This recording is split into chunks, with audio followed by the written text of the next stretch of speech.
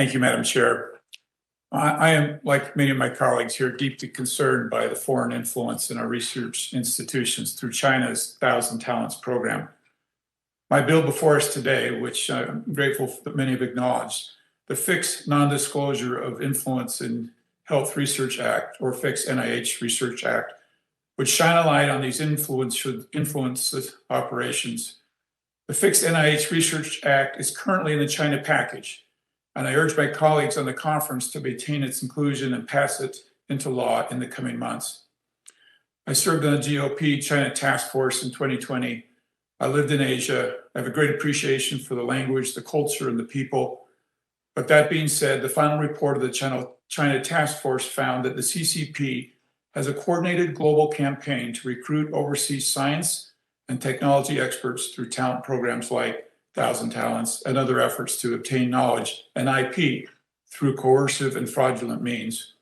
The CCP's talent programs rather require participants to operate in secrecy and in some cases contractually obligate participants to illegally transfer information and property. In 2019, a massive espionage campaign to steal advanced biomedical research was exposed at a prominent and cutting-edge research facility in Houston. Multiple scientists were caught sending research back to the CCP's government or plotting to do so. This brazen act is just the tip of the iceberg of the CCP's wide-scale espionage efforts here in the United States, especially through their Thousand Talents program. In December 2021, the chair of Harvard's Department of Chemistry and Chemical Biology was convicted by a federal jury in connection with lying to federal authorities about his affiliation with the People's Republic of China's Thousand Talents program and the Wuhan University of Technology in Wuhan, as well as failing to report large sums of money he received from Wuhan University of Technology while simultaneously receiving federal grants from NIH and DoD. Mr. Shannon, can you explain why it does matter that researchers who are working for Chinese affiliated entities are also getting grants from the United States? And why does this compromise the integrity of research, or how does it compromise national security? It certainly matters. When scientific information is submitted for potential award to advance our research and development capabilities, the intent is for the benefit of all from a U.S. perspective. When you have individuals who either work in a dual funding capacity or have a conflict of interest or a conflict of commitment, that can result in less effort being given to the U.S. research.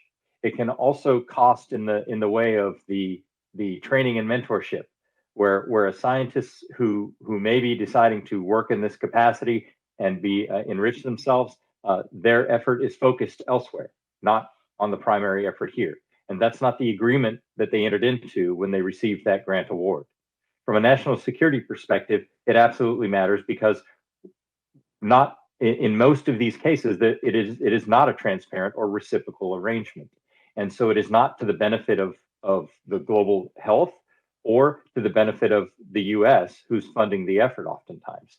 It inures to the benefit of another nation. And in many cases, in our investigative statistics, we see that's primarily the Communist Party in China. That effort directly impacts our ability to be innovative, our ability to be ahead of the curve, and to seek that innovation and commitment from the funds that we invest. Thanks, Mr. Shannon. I'd also like to just reemphasize my appreciation to my colleagues who have supported this bill. And Madam Chair, I yield my time.